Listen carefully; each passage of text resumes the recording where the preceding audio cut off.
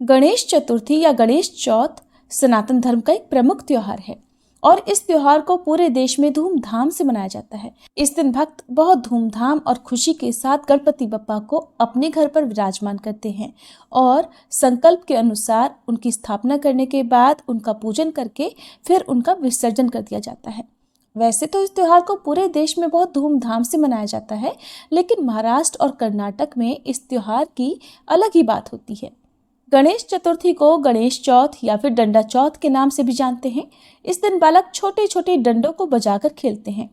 गणेश पुराण के अनुसार भाद्रपद शुक्ल पक्ष चतुर्थी को मध्याह्न के समय गणेश जी का जन्म हुआ था। शिव पुराण में भाद्रपद मास के कृष्ण पक्ष की चतुर्थी को मंगल मूर्ति गणेश जी की अवतरण तिथि बताया गया है। भाद्रपद शुक्ल पक्ष की गणेश चतुर्थी के दिन स्यमंतक मणि की कथा श्रवण करने का विधान है और ये कथा भगवान श्री कृष्ण से जुड़ी हुई है। गणेश जी का इस दिन पूजन करने से विद्या, बुद्धि की और रिद्धि सिद्धि की प्राप्ति तो होती ही है, साथ ही विघ्न बाधाओं का भी समूल नाश हो जाता है। शिव पुराण के अंतर्गत रुद्र संहिता के चतुर्थ कुमार खंड में ये वर्णन है कि माता पार्वती ने स्नान करने से पूर्व अपने मैल से एक बालक को उत्पन्न करके उसे अपना द्वारपाल बना दिया। भगवान शिव ने जब प्रवेश करना चाहा तब उस बालक ने उन्हें रोक दिया। इस पर शिवगणों ने बालक से भयंकर युद्ध किया, परंतु युद्ध में उसे कोई पराजित नहीं कर सका। आखिरकार भगवान शंकर ने क्रोधित होकर अपने त्रिशूल से उस बालक का सिर काट दिया। इससे भगवती शिवा अत्यंत क्रुद्ध हो उठी और उन्होंने प्रलय करने की ठान ली। तब भयभीत देवताओं ने देवर्षि नारद की सलाह पर देवी जगदम्बा की स्तुति करके उन्हें शांत किया। शिव जी के निर्देश पर श्री विष्णु जी उत्तर दिशा में सबसे पहले मिले जीव, जो कि एक हाथी था, उसका सिर काट कर ले आए। मृत्युंजय रुद्र ने गज के उस मस्तक को बालक के धड़ पर रखकर उसे पुनर्जीवित कर दिया। माता पार्वती ने हर्ष से उस गजमुख बालक को अपने हृदय से लगा लिया और देवताओं में अग्रणी होने का आशीर्वाद दिया। श्री ब्रह्मा विष्णु महेश ने उस बालक को सर्वाध्यक्ष घोषित करके अग्र पूज्य होने का वरदान दिया। भगवान शंकर ने उस बालक से कहा, हे गिरिजानंदन, विघ्न नाश करने में तेरा नाम सर्वोपरि होगा। तू सबका पूज्य बनकर मेरे समस्त गणों का अध्यक्ष हो जा। इसलिए वर्ष भर श्री गणेश चतुर्थी का व्रत करने वालों की मनोकामना अवश्य पूर्ण होती है। इस दिन भगवान श्री गणेश जी के साथ साथ चंद्र देवता की पूजा का भी विधान है, लेकिन चंद्र दर्शन नहीं करने चाहिए। गणेश चतुर्थी के दिन प्रातःकाल स्नान आदि से निवृत्त होकर सोने, तांबे, मिट्टी अथवा गोबर की गणेश जी की प्रतिमा बनाई जाती है। गणेश जी की इस प्रतिमा को कोरे कलश में जल भरकर मुंह पर कोरा कपड़ा बांधकर उस पर स्थापित किया जाता है। फिर गणेश जी की मूर्ति पर सिंदूर चढ़ाकर षोडशो उपचार से पूजन करना चाहिए। गणेश जी को 21 लड्डुओं का भोग लगाने का विधान है। इनमें से 5 लड्डू गणेश जी की प्रतिमा के पास रखकर शेष ब्राह्मणों में बांट देने चाहिए। गणेश जी की आरती और पूजा किसी कार्य को प्रारंभ करने से पहले की जाती है और प्रार्थना की जाती है कि कार्य निर्विघ्न पूरा हो। गणेश जी का पूजन सायंकाल के समय भी करना चाहिए। भाद्रपद शुक्ल पक्ष चतुर्थी को स्यमंतक मणि की कथा श्रवण करने का विधान है। इस दिन पूजा करने के बाद दृष्टि नीचे रखते हुए चंद्रमा को अर्घ्य देकर ब्राह्मणों को भोजन कराकर उन्हें दक्षिणा भी देनी चाहिए। इस प्रकार चंद्रमा को अर्घ्य देने का तात्पर्य है कि जहां तक संभव हो आज के दिन चंद्रमा के दर्शन नहीं करने चाहिए, क्योंकि इस दिन चंद्रमा के दर्शन करने से कलंक का भागी बनना पड़ता है। फिर वस्त्र से ढका हुआ कलश, दक्षिणा और गणेश जी की प्रतिमा आचार्य को समर्पित करके गणेश जी के विसर्जन का विधान उत्तम माना गया है। गणेश जी का इस प्रकार पूजन करने से विद्या, बुद्धि की और रिद्धि सिद्धि की प्राप्ति तो होती ही है, सभी पापों का और आने वाली बाधाओं का भी समूल नाश हो जाता है। गणेश चतुर्थी की पौराणिक कथा के अनुसार एक बार नैमिषारण्य तीर्थ में शौनक आदि 88,000 ऋषियों ने शास्त्रवेत्ता श्री सूत जी से पूछा, हे सूत जी महाराज, सभी कार्यों की निर्विघ्न समाप्ति किस प्रकार से हो? धनोपार्जन में कैसे सफलता मिल सकती है? और मनुष्यों की पुत्र, सौभाग्य और संपत्ति की वृद्धि किस प्रकार हो सकती है? पति पत्नी में कलह भाव से बचाव, भाई भाई में परस्पर वैमनस्य से अलगाव और उदासीनता से अनुकूलता कैसे मिल सकती है? विद्योपार्जन, वाणिज्य, व्यापार, कृषि कर्म और शासकों को अपने शत्रु पर विजय प्राप्त करने में कैसे सफलता मिल सकती है? किस देवता के पूजन अर्चन से मनुष्य को अभीष्ट की प्राप्ति हो सकती है? हे सूत जी महाराज, इन सब बातों की आप विस्तृत विवेचना कीजिए। तब सूत जी कहते हैं, हे ऋषियों, प्राचीन समय में जब कौरव पांडवों की सेना युद्ध के लिए एकत्रित हुई, उसी समय कुंती नंदन युधिष्ठिर ने श्री कृष्ण जी से पूछा था, हे श्री कृष्ण, आप ये बतलाइए कि हमारी निर्विघ्न विजय किस प्रकार होगी? किस देवता की आराधना से हम अभीष्ट सिद्धि प्राप्त कर सकेंगे? तब श्री कृष्ण ने कहा कि हे वीर, पार्वती जी के मैल से उत्पन्न गणेश जी की पूजा कीजिए। उनकी पूजा से आप अपने राज्य को पा जाएंगे, ये निश्चित है। तब युधिष्ठिर ने प्रश्न किया कि हे देव, गणेश पूजन का क्या विधान है? किस तिथि को पूजा करने से वे सिद्धि देते हैं? तब श्री कृष्ण कहते हैं, हे महाराज, भादो महीने के शुक्ल पक्ष की चतुर्थी को इनकी पूजा करनी चाहिए, या श्रावण, अघन और माघ मास की चतुर्थी को भी पूजा की जा सकती है। हे राजन, यदि आप में श्रद्धा भाव हो तो भादो शुक्ल चतुर्थी से ही गणेश जी की पूजा प्रारंभ कर दीजिए। व्रती को चाहिए कि प्रातःकाल उठकर सफेद तिल से स्नान करे। दोपहर में सोने की मूर्ति 4 तोले, 2 तोले, 1 तोले या आधे तोले की अपनी सामर्थ्य के अनुसार बनवाएं। यदि ऐसा संभव न हो तो चांदी की प्रतिमा ही बनवा लें, और ऐसा न कर सके तो मिट्टी की मूर्ति बनवा लें। परंतु अर्थ संपन्न होते अर्थात धनवान होते हुए कंजूसी ना करें। यही वर विनाशक और यही सिद्धि विनायक है। मनोवांछित की सिद्धि के लिए भादो शुक्ल चौथ को इनकी पूजा करें। इनकी पूजा करने से संपूर्ण इच्छाएं पूर्ण होती हैं। ध्यान की विधि: एक दांत वाले, सूर के समान विस्तृत कान वाले, हाथी के समान मुख वाले, 4 भुजाधारी, हाथ में पाश और अंकुश धारण किए हुए सिद्धि विनायक गणेश जी का हम ध्यान करते हैं। एकाग्र चित्त से फिर पूजन करें। पंचामृत से स्नान कराने के बाद शुद्ध जल से स्नान कराएं। इसके बाद भक्ति पूर्वक गणेश जी को गंध चढ़ाएं। आह्वान करके पाद्य, अर्घ्य आदि देने के बाद 2 लाल वस्त्र चढ़ाना चाहिए। फिर पुष्प, धूप, दीप और नैवेद्य अर्पित करना चाहिए। पान के ऊपर कुछ मात्रा में सोना रखकर, यदि सोना ना रख सके तो दक्षिणा रखकर चढ़ाएं। इसके बाद गणेश जी को 21 दूर्वा चढ़ाएं। फिर इन नामों द्वारा भक्तिपूर्वक गणेश जी की पूजा दूर्वा से करें। हे गणाधिप, हे उमापुत्र, हे पाप के नाशक, हे विनायक, हे ईश नंदन, हे सर्व सिद्धिदाता, हे एकदंत, हे गजमुख, हे मूषक वाहन, हे स्कंद कुमार के ज्येष्ठ भ्राता, हे गजानन महाराज, मैं आपको प्रणाम करता हूँ। रोली, पुष्प और अक्षत के साथ 2-2 दूब लेकर प्रत्येक नाम का उच्चारण करते हुए अलग अलग नामों से दूब अर्पित करें। हे देवाधिदेव, आप मेरे द्वारा अर्पित दूब को स्वीकार कीजिए। मैं आपकी बारंबार विनती कर रहा हूँ।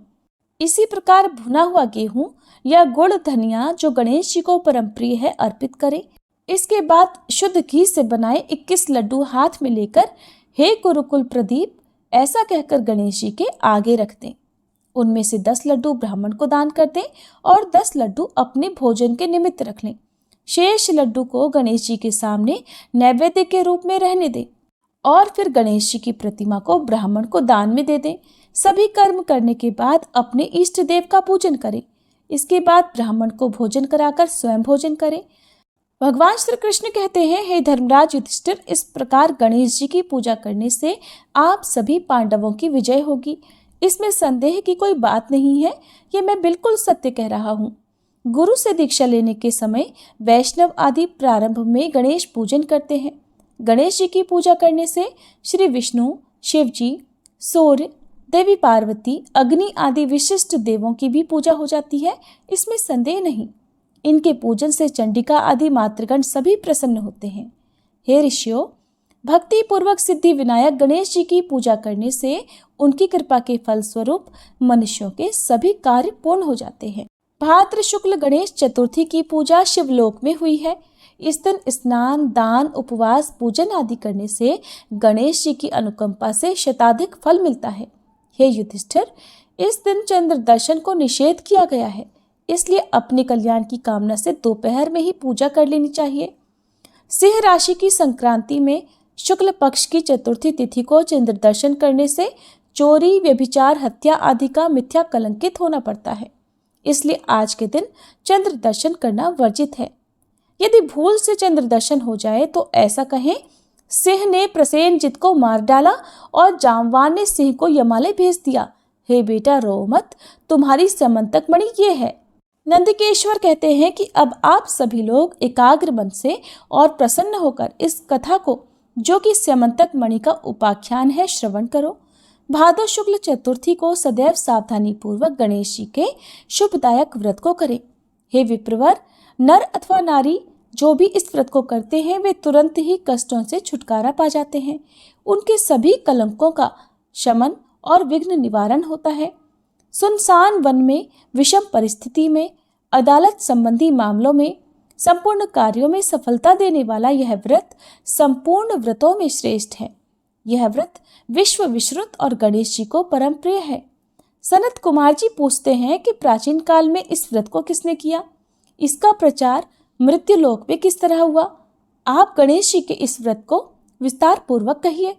नंदिकेश्वर ने कहा कि इस व्रत को सर्वप्रथम प्रतापवान भगवान वासुदेव जगन्नाथ जी ने किया था। जब उन पर झूठा दोषारोपण हुआ तो उसके शमनार्थ अर्थात उसके नाश के लिए नारद जी ने उनसे इस व्रत को करने के लिए कहा था। सनत कुमार जी ने आश्चर्यचकित होकर पुनः प्रश्न किया कि हे नंदिकेश्वर, श्री कृष्ण जी तो सर्वगुण संपन्न ऐश्वर्य युक्त भगवान है, सृष्टिकर्ता, पालनकर्ता और संहारक है। ऐसे घटघटवासी भगवान कृष्ण को मिथ्या कलंक किस प्रकार लग गया? ये तो बड़ा ही विस्मयकारी है। हे नंदिकेश्वर, आप इस उपाख्यान का वर्णन कीजिए। तब नंदिकेश्वर कहने लगे, पृथ्वी का भार हरण करने के लिए भगवान मनाम अर्थात श्री विष्णु जी और हलधर बलराम जी ने वसुदेव के पुत्र रूप में अवतार धारण किया। मगध सम्राट जरासंध के बार बार आक्रमण करने के कारण श्री कृष्ण ने विश्वकर्मा द्वारा समुद्र में स्वर्ण निर्मित द्वारिकापुरी बनवाई। उस पुरी में 16,000 रानियों के लिए 16,000 सुंदर महलों को बनाया गया। उन रानियों के निवास के उपभोग के निमित्त पारिजात वृक्ष का आरोपण कराया। इसके अलावा 56 करोड़ यादवों के लिए 56 करोड़ भवनों की व्यवस्था की और अन्य अर्थात ब्राह्मण, क्षत्रिय, वैश्य और शूद्र आदि लोगों के निवास का भी प्रबंध करवाया, जहां जनता शांतिपूर्वक बसती थी। त्रैलोक्य में उपलब्ध होने वाली जितनी वस्तुएं थी सभी का वहां संग्रह किया गया था। उस द्वारकापुरी में उग्र नामक यादव के सत्राजीत और प्रसेन नामक 2 पुत्र हुए। समुद्र तट पर स्थित भाव से सूर्य नारायण को प्रसन्न करने के लिए वीर्यवान सत्राजीत तपस्या करने लगे। वे निराहार रहकर सूर्य की ओर टकटकी बांधकर आराधना करने लगे। तब भगवान सूर्य प्रसन्न होकर सत्राजीत के समक्ष प्रकट हुए। सत्राजीत भी अपने आराध्य के दर्शन से बड़े प्रसन्न हुए। सत्राजीत स्तुति करने लगे कि हे तेजपुंज, हे स्वतः प्रकाशवान, हे काश्यपे, हे हरिदश्व, आपको मेरा बारंबार प्रणाम है। हे ग्रहराज, हे चंद्रमा को प्रकाशित करने वाले, हे वेद त्रयी स्वरूप, हे संपूर्ण देवों के अधिपति, आपको मेरा नमस्कार है। हे देवराज, आप मुझ पर प्रसन्न होइए। हे दिवाकर, आपकी कृपा दृष्टि मेरे ऊपर हो जाए। सत्राजीत की ऐसी स्तुति से भगवान सूर्य ने सत्राजीत से शांत, गंभीर और मधुर वाणी में कहा कि हम तुम्हारे ऊपर बहुत प्रसन्न हैं। तुम्हारी जो अभिलाषा हो वो हमसे मांग लो। हे महाभाग्यशाली सत्राजीत, हम तुम्हारी आराधना से संतुष्ट हैं। अब तुम इस सुंदर रत्न को ले लो, ये देवों को भी अप्राप्य है। ऐसा कहकर प्रसन्न मन से भगवान ने अपने कंठ से मणि उतारकर उन्हें दे दी। भगवान सूर्य ने उनसे कहा कि ये प्रतिदिन 8 भार अर्थात 24 मन सोना प्रदान करती है, अतः मणि धारण करने के समय पवित्र रहना चाहिए। हे सत्राजित, अशौचावस्था में धारण करने से धारक का मरण हो जाता है। ऐसा कहकर तेजवान भगवान सूर्य वहीं अंतर्ध्यान हो गए। और उस मणि को धारण करके सत्राजीत ऐसे सुशोभित हुए मानो वह सूर्य नारायण ही है। हे राजन, उनके द्वारकापुरी में प्रवेश करने पर उस तेज के कारण किसी को मालूम नहीं हुआ कि कौन आ रहा है। उस कांतिमान मणि को कंठ में धारण किए हुए वह श्री कृष्ण जी की द्वारका में तुरंत ही चले आए। उस मणि की चमक से देखने वालों ने समझा कि साक्षात सूर्य भगवान ही आए हैं। जब लोगों ने समीप आकर स्पष्ट रूप से देखा, तब उनकी समझ में आया कि ये सूर्य नहीं है, ये तो सत्राजीत है, जो कंठ में मणि धारण करने के कारण सुशोभित हो रहे हैं। सत्राजीत के कंठ में स्यमंतक मणि को देखकर भगवान श्री कृष्ण का मन ललायित हो गया, परंतु उन्होंने उसे लेने की चेष्टा नहीं की। इधर सत्राजीत के मन में संदेह उत्पन्न हो गया कि कहीं श्री कृष्ण मुझसे यह मणि न मांग ले। इस भय से उन्होंने उस मणि को अपने भाई प्रसेनजित को दे दिया, साथ ही उसे पवित्र रहकर पहनने के लिए सावधान भी कर दिया। फिर एक समय की बात है कि प्रसेनजित उस मणि को पहने हुए ही श्री कृष्ण के साथ वन में शिकार करने के लिए गए।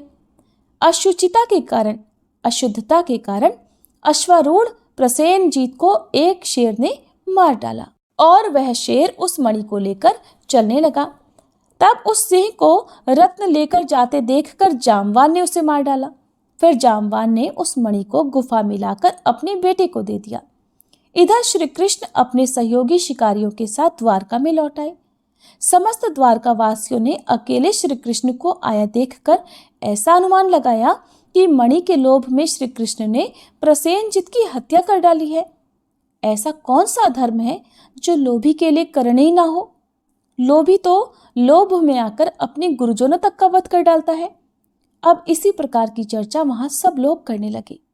झूठे दोषारोपण से श्री कृष्ण के मन में बड़ा दुख हुआ और फिर वे बिना किसी से कुछ कहे सुने कुछ लोगों को साथ लेकर नगर से बाहर चले गए।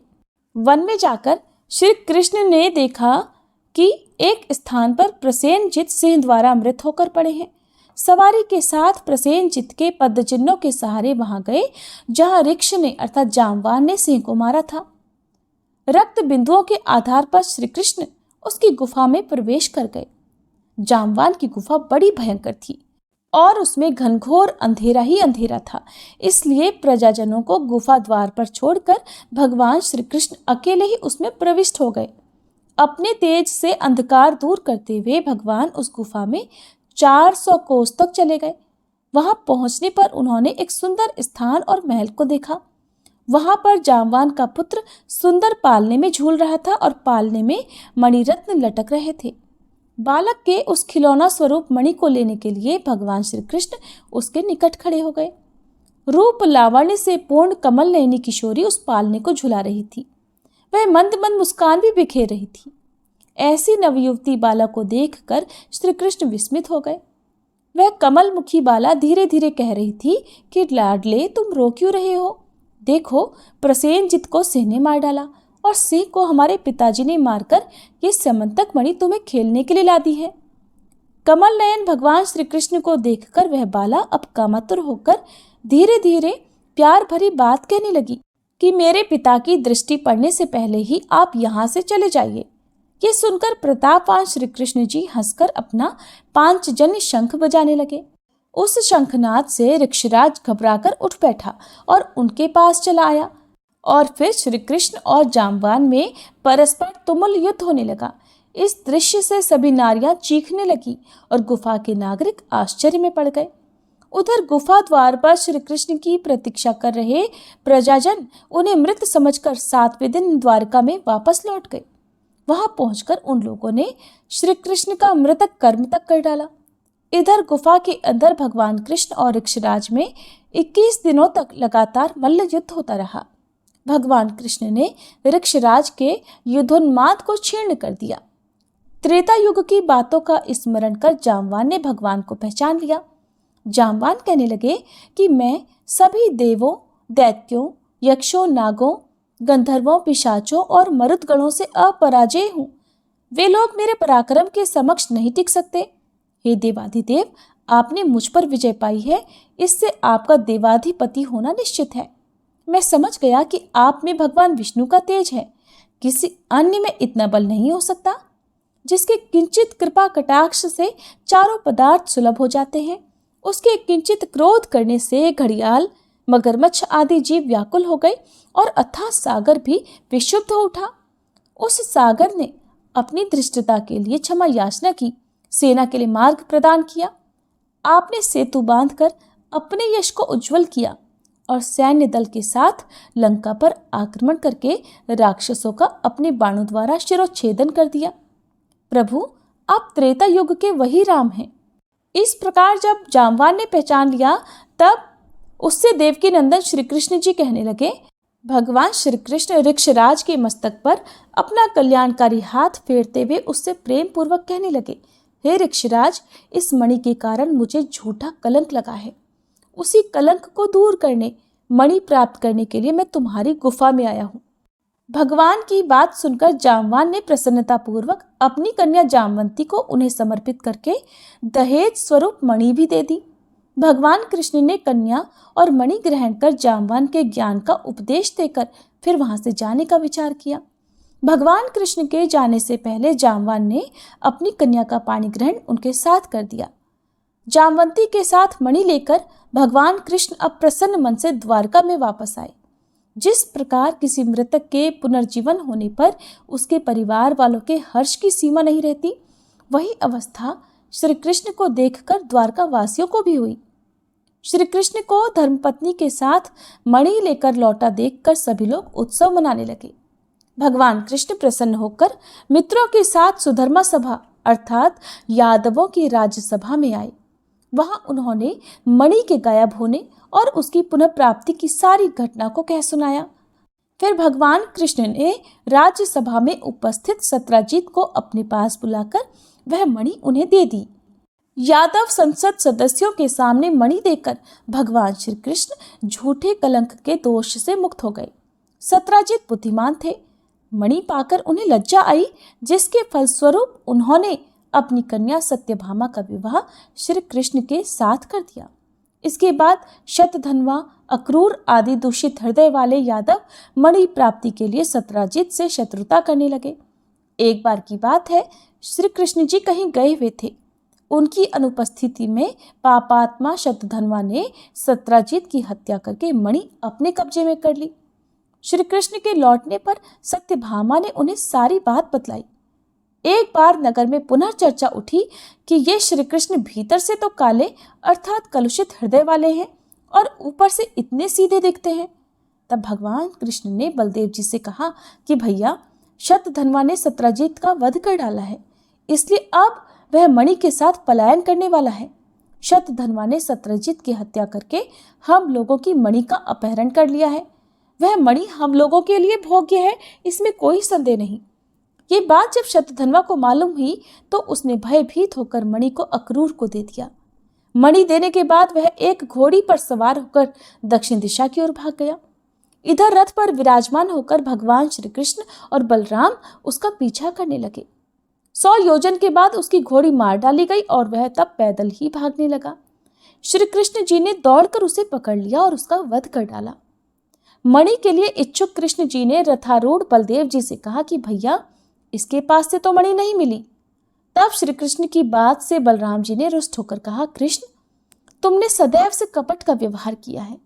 तुमसे बढ़कर लोलुप और पापी कोई अन्य व्यक्ति नहीं होगा। जब तुम धन के लोभ में पड़कर अपने सगे संबंधियों की हत्या करने से भी नहीं चूकते, तो ऐसा कौन भाई बंधु होगा जो तुम्हारा साथ दे। इसके बाद बलराम जी की तुष्टि के लिए श्री कृष्ण ने शपथ ली और उन्हें प्रसन्न करने का प्रयास किया। ऐसे मिथ्यापवाद के क्लेश को सहन करना धिक्कार है, ऐसा कहकर बलदेव जी विदर्भ देश की ओर चले गए और फिर श्री कृष्ण जी रथ में सवार होकर द्वारकापुरी में वापस लौट आए। श्री कृष्ण के लौटने पर द्वारकावासी पुनः चर्चा करने लगे कि कृष्ण ने अपने बड़े भाई बलराम जी को द्वारका से बाहर निकालकर अच्छा काम नहीं किया। मणि के लालच में आकर उन्हें ऐसा करना तो बिल्कुल उचित नहीं था।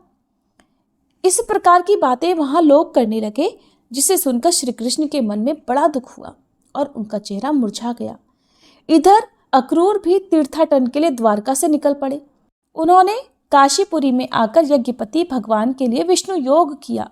अक्रूर ने उस मणि द्वारा दैनिक स्वर्ण प्राप्ति के द्वारा सभी लोगों को भरपूर दक्षिणा देकर संतुष्ट नगर में विभिन्न देवों के मंदिरों का निर्माण कराया। सूर्य देव द्वारा दी गई उस मणि को सदैव अक्रूर पवित्रता के साथ धारण करते थे। फलस्वरूप वे जहां भी रहते वहां न तो कभी अकाल पड़ता था, न कभी व्याधि जनित किसी रोग का ही प्रकोप होता था। भगवान श्री कृष्ण सर्वज्ञ थे, वे सभी बातों को जानते थे। मनुष्य देहधारी होने के कारण लोकाचार के लिए माया में आकर अपनी अज्ञानता प्रकट करते थे। देखो तो मणि के कारण भाई बलराम जी से विरोध हुआ, बार बार तरह तरह के झूठे कलंक लगते रहे, इसलिए इतना कलंक कहाँ तक सहा जाए। श्री कृष्ण जी की इस चिंतातुर अवस्था में ही वहां देवर्षि नारद जी आ पहुंचे। भगवान द्वारा पूजित होकर आसन पर सुखपूर्वक बैठकर मुनि कहने लगे। नारद जी ने कहा, हे भगवान, आप इतने उदास क्यों दिखाई पड़ रहे हैं? किस चिंता में पड़े हुए हैं? हे केशव, आप संपूर्ण वृतांत मुझसे कहिए। तब श्री कृष्ण ने कहा कि हे देवर्षि नारद, मुझे बार बार अकारण कलंक लग रहा है, इस कारण मुझे अत्यंत पश्चाताप है। मैं आपकी शरण में हूँ, आप मुझे चिंता रहित कर दीजिए। नारद जी ने कहा, हे देव, आप पर लगने वाले कलंक का कारण मैं जानता हूँ। आपने भादो शुक्ल चतुर्थी को चंद्र दर्शन किया है, इसीलिए आपको बार बार कलंकित होना पड़ रहा है। नारद जी की बात सुनकर भगवान श्री कृष्ण गंभीर वाणी में कहने लगे कि हे देवर्षि, चतुर्थी के चंद्र दर्शन से कैसे दोष लगता है, जबकि द्वितीया के चांद का लोग दर्शन करते हैं और उसका सुंदर फल पाते हैं। नारद जी ने कहा कि स्वयं श्री गणेश जी ने दर्शनीय रूप वाले अर्थात सुंदरतम रूप पर गर्व करने वाले चंद्रमा को श्राप दिया है कि आज के दिन जो लोग तुम्हारे दर्शन करेंगे, समाज में उन्हें व्यर्थ ही निंदा का पात्र होना पड़ेगा। श्री कृष्ण जी ने पूछा, हे मुनिवर, अमृत की वर्षा करने वाले चंद्रमा को गणेश जी ने क्यों शाप दिया? आप इस सर्वोत्तम उपाख्यान का विस्तृत वर्णन कीजिए। तब नारद जी ने उत्तर दिया कि प्राचीन काल में ब्रह्मा, विष्णु और शिव जी ने मिलकर गणेश जी को अष्ट सिद्धि और नवनिधि को पत्नी स्वरूप प्रदान किया। इसके बाद शास्त्रोक्त विधि से गणेश जी की पूजा करके उन्हें संपूर्ण देवों में अग्रगणी बनाकर प्रजापति ब्रह्मा जी उनकी स्तुति करने लगे। ब्रह्मा जी ने कहा, हे हाथी सदृश मुख वाले, हे गणपति, हे लंबोदर, हे वरदायक, हे समस्त विद्याओं के अधिपति, हे देवताओं के अधिनायक, हे सृष्टिकर्ता, पालक और संहारकर्ता गणेश जी, जो लोग भक्ति पूर्वक आपको लड्डू चढ़ाकर पूजन करेंगे उनके सभी विघ्न दूर हो जाएंगे और दुर्लभ सिद्धि प्राप्त होगी, इसमें संशय नहीं। जो देवता या दानव आपकी पूजा किए बिना सफलता की कामना करते हैं, उन्हें अरबों कल्प तक भी सिद्धि नहीं मिलती। हे गणाध्यक्ष, आपके कृपा कटाक्ष के बल पर सदा श्री विष्णु पालन करते हैं और शिव जी संहार करते हैं। प्रभु, ऐसी स्थिति में मेरी इतनी सामर्थ्य नहीं जो मैं आपकी स्तुति कर सकूं। ब्रह्मा जी के मुख से ऐसी स्तुति सुनकर गणेश जी ने विश्व के अधिपति ब्रह्मा जी से प्रेम पूर्वक कहा कि हे जगत के रचयिता ब्रह्मा जी, मैं आपकी भक्ति और निश्चल स्तुति से अत्यंत प्रसन्न हूँ। आपकी जो इच्छा हो मुझसे वर के रूप में मांग लीजिए, मैं उसे पूर्ण करूँगा। तब ब्रह्मा जी ने कहा, हे प्रभु, सृष्टि के रचना काल में मुझे किसी प्रकार की बाधा न हो। ये सुनकर गणेश जी ने प्रसन्न मन से मुस्कुराते हुए कहा कि ऐसा ही होगा, अर्थात आपका कार्य निर्विघ्न रूप से चलता रहेगा। ब्रह्मा जी अभीष्ट वरदान पाकर अपने लोक को चले गए। इधर स्वेच्छा से भ्रमण करने वाले गणेश जी ने सत्यलोक से चलकर अपना अद्वितीय स्वरूप धारण किया। आकाश मार्ग से चंद्रलोक में जा पहुंचे। रूपशाली चंद्रमा ने गणेश जी के ऐसे हास्य योग्य स्वरूप को देखा जिसमें उनकी लंबी सूंड, सूप के समान कान, लंबे दांत, भारी भरकम तोंदीला पेट और चूहे के वाहन पर आसीन है। ऐसे विस्मयकारी रूप को देखने से रूप गर्वित अपने रूप पर गर्व करने वाले चंद्रमा को हंसी आ गई। चंद्रमा के हंसने से गणेश जी कुपित हो गए और उनकी आंखें क्रोध से लाल हो गईं। फिर उन्होंने चंद्रमा को शाप दे दिया कि तुम दर्शनीय और सुंदर रूप वाले मुझको देखकर हंस रहे हो। गणेश जी ने कहा कि चंद्रमा, तुम मद दर्पित हो रहे हो, इसका फल तुम्हें बहुत जल्द भोगना होगा।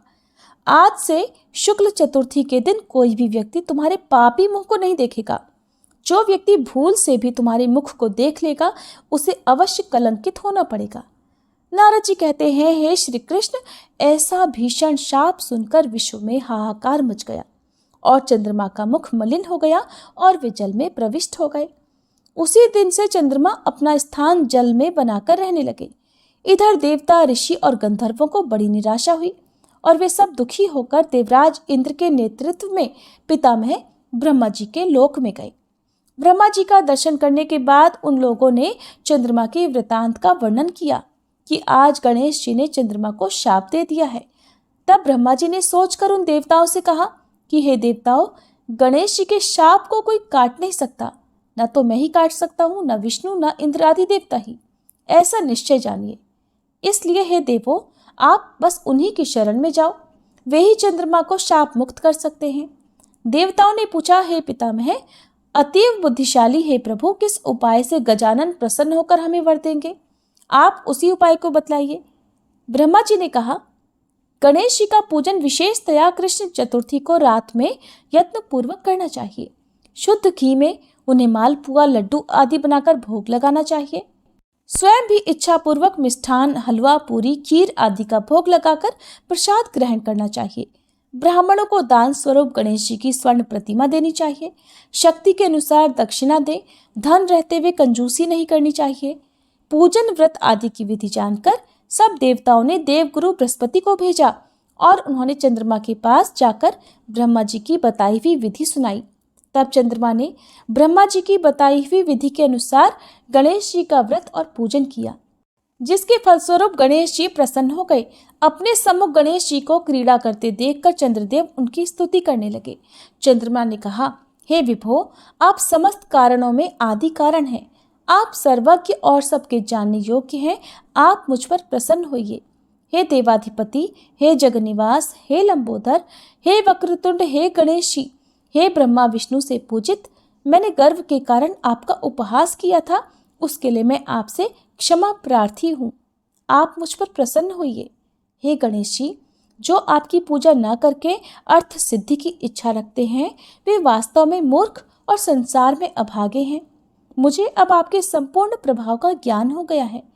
जो पापात्मा आपकी पूजा से विमुख रहते हैं, उन्हें नरक में भी स्थान नहीं मिलता। चंद्रमा द्वारा ऐसी स्तुति सुनकर गणेश जी हंसते हुए मेघ के समान गुरु गर्जना में बोले।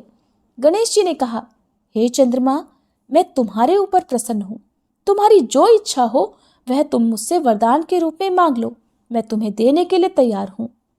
तब चंद्रमा ने कहा, हे गणेश्वर, आपकी कृपा से मेरे पाप शाप दूर हो जाएं। यह सुनकर गणेश जी ने कहा, हे चंद्र, मैं तुम्हें इसके बदले दूसरा वरदान दे सकता हूँ, किंतु ये नहीं दे सकता। विघ्नेश्वर गणेश जी के ऐसे वचन को सुनकर ब्रह्मादि देवगण अत्यंत भयभीत होकर भक्त वत्सल गणेश जी की प्रार्थना करने लगे। देवतागण निवेदन करने लगे कि हे देवाधिदेव, आप चंद्रमा को शाप मुक्त कर दें, यही वरदान हम सभी आपसे चाहते हैं। आप ब्रह्मा जी के बड़प्पन का विचार कर चंद्रमा को शाप मुक्त कर दीजिए। देवताओं का इस प्रकार निवेदन सुनकर गणेश जी ने बड़े ही आदर के साथ कहा कि आप लोग मेरे भक्त हैं, अतः मैं आप लोगों को अभीष्ट वर प्रदान करता हूँ। जो लोग भादो सुदी चौथ को चंद्रमा का दर्शन करेंगे, उन्हें मिथ्या कलंक तो अवश्य ही लगेगा, इसमें कोई संदेह नहीं। किंतु महीने के आरंभ में शुक्ल द्वितीया के दिन जो व्यक्ति हर महीने में निरंतर तुम्हारा दर्शन करते रहेंगे, उन्हें भादो सुदी चौथ के दर्शन का दुष्परिणाम नहीं भोगना पड़ेगा। नारद जी कहते हैं, हे कृष्ण, तभी से द्वितीया के दिन सभी लोग आदर पूर्वक चंद्र दर्शन करने लगे।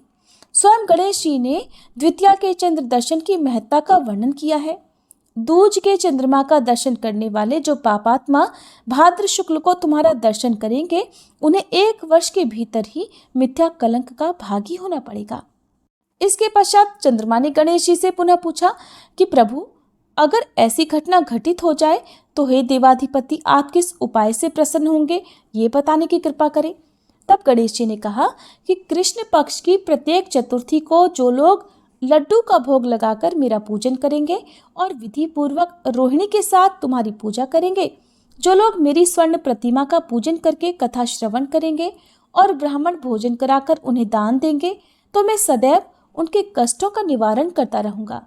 यदि स्वर्ण प्रतिमा निर्मित कराने की क्षमता न हो तो मिट्टी की प्रतिमा का विविध सुगंधित पुष्पों से मेरा पूजन करें। फिर प्रसन्न मन से ब्राह्मण को भोजन कराकर विधि पूर्वक पूजन के बाद कथा सुनकर वर्णित द्वारा ब्राह्मण को समर्पण करें कि हे देवदेव गणेश जी, आप हमारे इस दान से प्रसन्न होइए और सदैव सभी समय हे देव आप हमारे कार्यों को निर्विघ्न पूरा करें। आप सम्मान, उन्नति, धन धान्य, पुत्र पौत्र आदि देते रहें। हमारे वंश में विद्वान, गुणी और आपके भक्त पुत्र उत्पन्न होते रहें। इसके बाद ब्राह्मण को यथाशक्ति दान की दक्षिणा दे। नमकीन पदार्थों से विरहित होकर लड्डू, मालपुआ, खीर आदि मीठे पदार्थों का ब्राह्मण को भोजन कराकर स्वयं भी इच्छानुसार भोजन करें और इस प्रकार व्रत रहकर पूजन करें तो मैं सदा विजय, कार्य में सिद्धि, धन धान्य, विपुल संतति देता रहूंगा। इस प्रकार कहकर सिद्ध विनायक गणेश जी अंतर्ध्यान हो गए। नारद जी ने श्री कृष्ण जी से कहा, हे श्री कृष्ण, अब आप भी इस व्रत को कीजिए, आपका कलंक छूट जाएगा। तब नारद जी के आदेशानुसार भगवान श्री कृष्ण ने अनुष्ठान किया। इस व्रत के करने से श्री कृष्ण कलंक से मुक्त हो गए। नारद जी कहते हैं, जो कोई आपके स्यमंतक मणि के इस उपाख्यान को सुनेंगे, चंद्रमा के चरित्र का कथानक सुनेंगे, उन्हें भाद्र शुक्ल चतुर्थी के चंद्र का दोष नहीं लगेगा। जब भी मानसिक संकट या अन्य किसी प्रकार का संशय उत्पन्न हो, चंद्रमा का दर्शन भले से हो जाए तो उसके निमित्त इस कथा को सुनना चाहिए। ऐसा देवताओं ने वर्णन किया है कि श्री कृष्ण जी ने गणेश जी की आराधना करके व्रत और पूजन से उन्हें प्रसन्न किया। अतः मनुष्यों को चाहिए कि इस क्लेश पाप हारक कथा को अवश्य ही सुने।